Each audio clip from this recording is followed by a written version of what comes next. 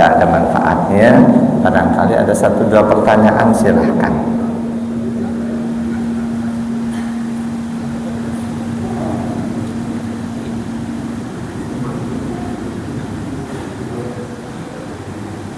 Nggak ada ya? Iya, ditunggu, silahkan.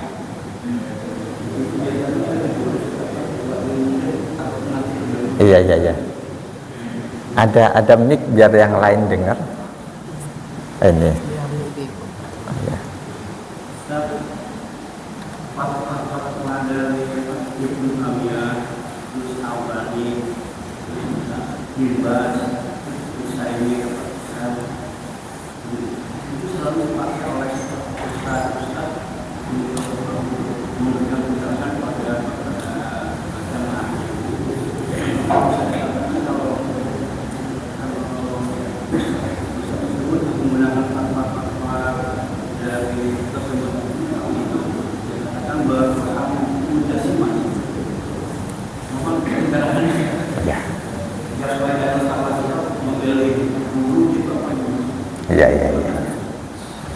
Iya, terutama dari kita harus jujur akui,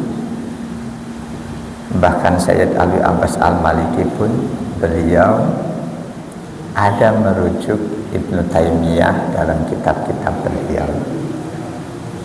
Ibnu Taimiyah itu duluannya, yang belakangan Syekh Utsaimin, Syekh Shalih Fauzan, Abdullah bin Bas dan lain-lain itu ulama belakangan. Yakin beliau tidak lebih alim, tidak lebih luas ilmunya dibanding Imam Nawawi, Imam Rafi'i, Imam Ghazali dan lain sebagainya. Ada pandangan-pandangan berkaitan dengan akidah yang pandangan mereka itu patut untuk dikhawatirkan mengarah ke mujassimah, mempersonifikasikan Allah dengan fisik mereka. Ini mutlak tidak boleh. Di Ibnu Katsir, Imam Ibnu Katsir itu salah satu ulama yang bermadhabkan Syafi'i. Dia berpandangan cukup tengah-tengah. Apapun sifat khabariyah Allah yang Allah sifatkan dirinya dalam ayat Quran, dalam hadis sahihah, sifat-sifat itu harus kita terima dengan catatan bila kaifin wala tasbihin wala ta'tilin. Contoh, di banyak ayat Quran ada wajhullah, ada ainullah bi a'yunina, ada yadullah. Itu Allah mensifati zatnya, dirinya dengan ayat-ayat itu. Wajhullah, yadullah, ainullah. Imam Ibnu Katsir beliau merujuk ternyata ulama salafus soleh termasuk Imam Malik, Imam Syafi'i, Imam Ahmad bin Hanbal, Imam Abu Hanifah. Mereka punya pandangan sama. Apapun sifat Allah yang Allah sifatkan dirinya dengan sifat itu wajib kita terima. Tapi Asy-Syura ayat 11 juga harus kita pegang. Asy-Syura ayat 11, laisa kamitslihi syai'un, harus kita pegang. Katakanlah ada ayat wajhullah, ainullah bi a'yunina, terus apa lagi? Jadi ada wajah, ada mata, ada juga tangan yadullah. Ini saya lebih suka tidak menerjemahkan ayat-ayat itu.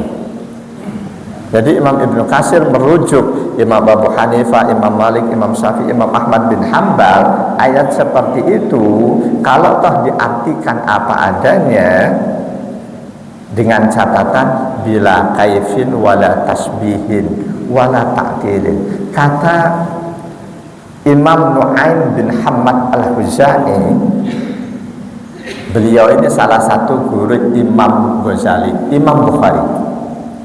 Imam Nu'aim bin Hammad Al-Khuzai. Kata beliau, man sabbahallahu bi khalqihi faqad kafara. Siapa saja yang menyamakan Allah dengan makhluknya, sungguh dia telah kafir. Ini guru Imam Ghazali, dan ini dipakai oleh seluruh ulama kita. Siapa saja yang menyamakan Allah dengan makhluknya, dia telah kafir. Misal di Al-Quran ada beberapa ayat wajhullah, wajah Allah. Kita membayangkan seperti wajah kita, itu jangan, kafir. Berarti kita menyamakan Allah dengan makhluknya.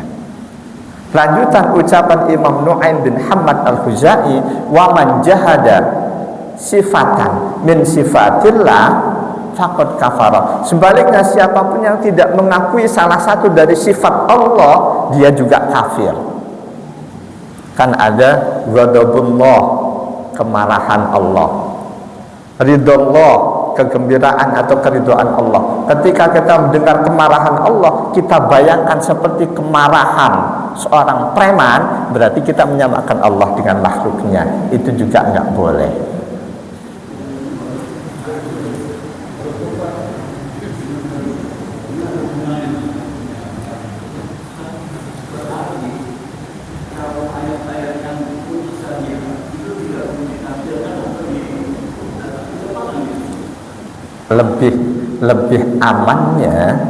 lebih amannya tidak usah diutak-atik.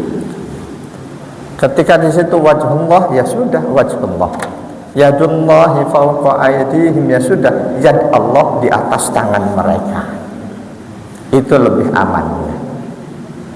Apalagi di awal Ali Imran,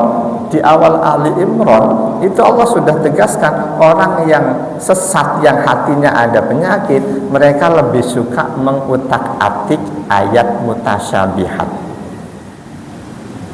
Minhu ayatun muhkamatun hunna ummul kitabi wa ukhra mutasyabihat fa ammal ladzina fi qulubihim zaygun fayattabi'una ma tashabaha minhu ibtighaa'al fitnati wa ibtigha'a ta'wilihi wa ma ya'lamu ta'wilahu illa Allah warrasikhuna fil ilmi yaquluna amanna bihi kullun min 'indi rabbina wa ma yadhakkaru illa ulul albab.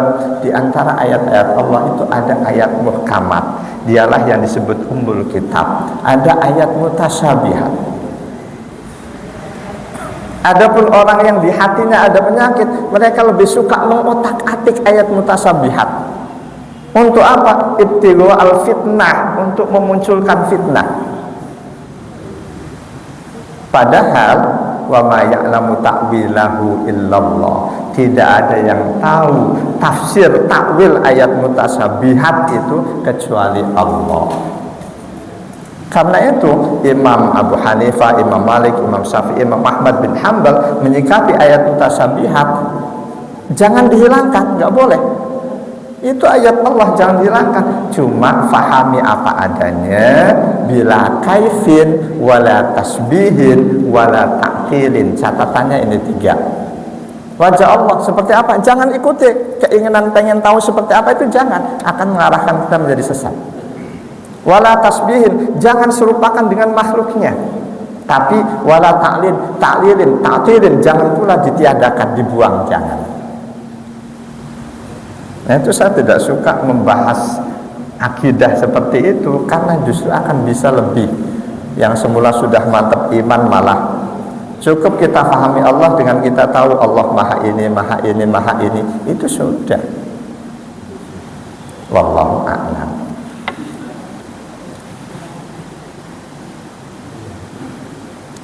Puasa Sa'ban sampai akhir, bolehkah?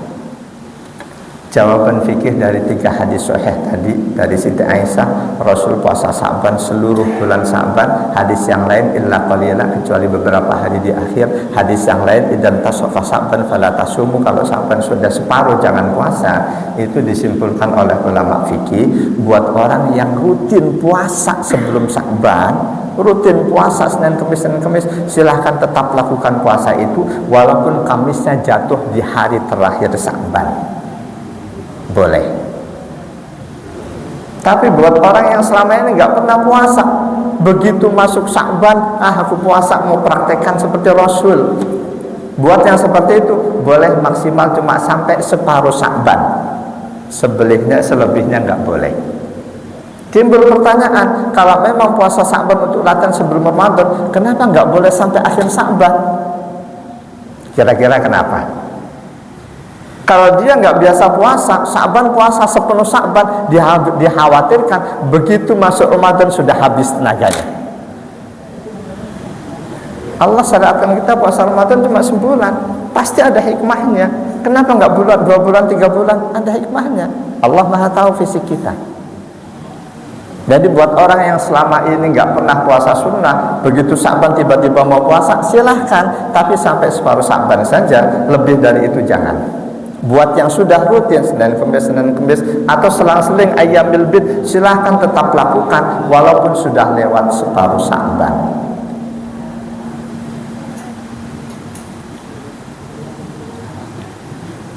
Mengenai hadis 10 hari pertama, ampunan 10 hari kedua dan selanjutnya, itu hadis paling tinggi dinilai dhaif. Awaluhu awsatuhu akhiruhu itkun minan nar, itu paling tinggi dinilai dhaif, enggak ada yang menilai hasan. Bahkan ada yang menilainya hadis itu palsu. Yang pasti sepanjang Ramadan itu hari-hari rahmat Allah, ampunan Allah, hari-hari sebagai upaya kita untuk membebaskan kita dari siksa neraka. Tidak cuma hari 10 pertama, 10 kedua, 10 ketiga, tidak.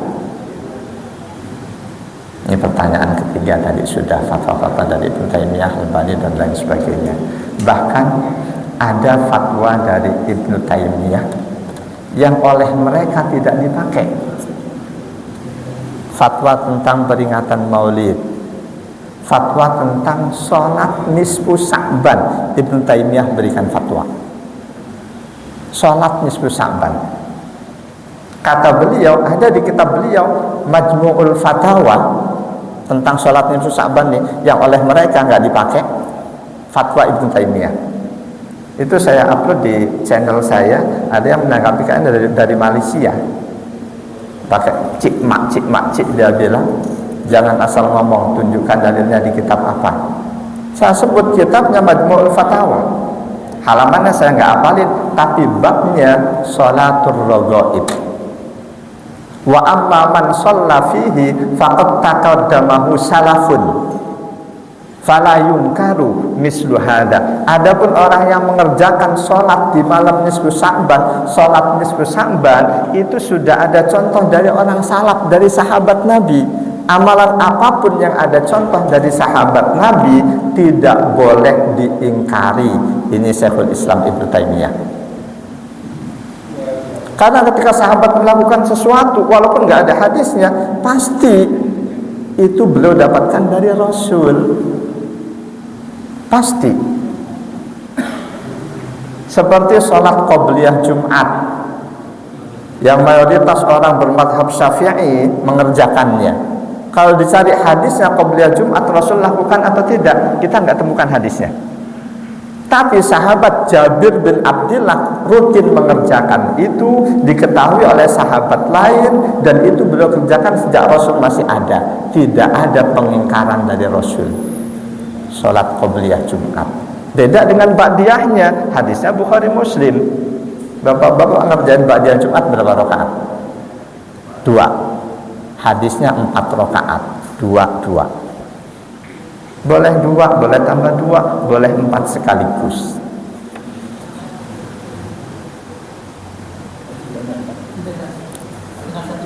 Ya, ini masih ada.